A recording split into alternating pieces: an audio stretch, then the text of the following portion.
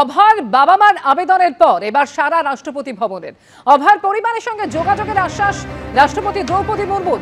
রাষ্ট্রপতি ভবন থেকে অভয়ের পরিবারের কাছে এলো ইমেল। 14ই আগস্ট রাষ্ট্রপতি ভবন থেকে ইমেল যায় অভয়ের পরিবারের কাছে।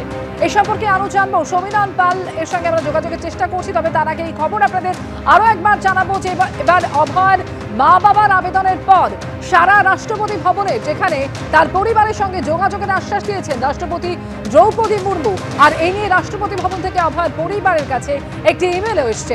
টেলিফোনে যোগাযোগ করেছি প্রতিনিধি সমীরণ পালের সঙ্গে। সমীরণ, অভয়ের পরিবারের কাছে রাষ্ট্রপতি ভবন থেকে একটি ইমেল এসছে, ঠিক কি রয়েছে তাতে?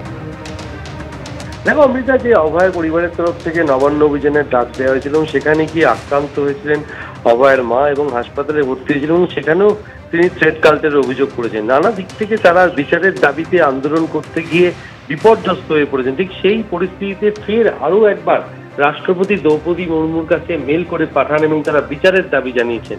সেই মর্মে গত 13ই আগস্ট মেল করেছেন এবং তার পরিপ্রেক্ষিতে 14ই আগস্ট রাষ্ট্রপতি ভবনের সচিবালয় থেকে একটি উত্তর এসেছে যে তাদের মেলটি রাষ্ট্রপতির কাছে পৌঁছেছে, অর্থাৎ প্রাপ্তি স্বীকার করা হয়েছে। তার পাশাপাশি বলা হয়েছে দ্রুত যোগাযোগ করা হবে।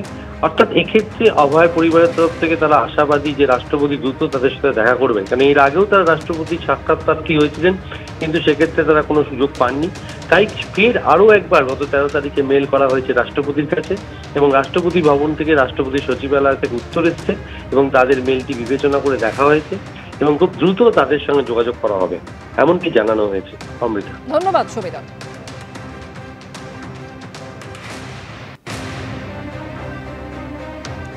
রাষ্ট্রপতিকে চিঠি দিয়ে সবই জানানো হয়েছে। গত 14ই আগস্ট ঠিক কি বলেছিলেন অভয় বাবা, শুনব। কোনো হাসপাতাল থেকে আপনাদের থেকে কোনো সঙ্গে কোনো যোগাযোগ, কোনো রকম যোগাযোগ করা হয়নি। পরবর্তীকালে আমরা ফোন করেছিলাম, এখানে বলা হবে ওখানে বলা হবে, অনেক রকম কথাবার্তা বলা হয়েছে, কিন্তু বলছে এনএমসি রিপোর্ট এখন আমাদের দেয়নি। আর ওই মানে ম্যানিপুলেট করা এনএমসি রিপোর্ট তো আমরা নেইনি।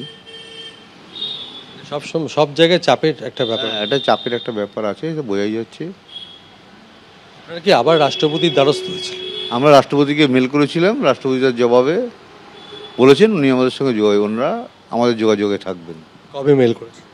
গতকাল করেছিলাম। তার আগে কি দাবি জানিয়েছিল আমাদের ওপর যে অত্যাচার ঘটছে এবং যে আমরা ন্যায় বিচার পাচ্ছি না, সেই ব্যাপারে ওনার সহযোগিতা কামনা করেছিলাম। সেটা উনি বলেছেন, ব্যাপারটা আমি দেখছি, আমি আপনাদের সঙ্গে যোগাযোগ করি। ওনার স্বরাষ্ট্র সচিব, ওনার যে সচিব, তাকে বলেছেন আমাদের সঙ্গে যোগাযোগে থাকতে।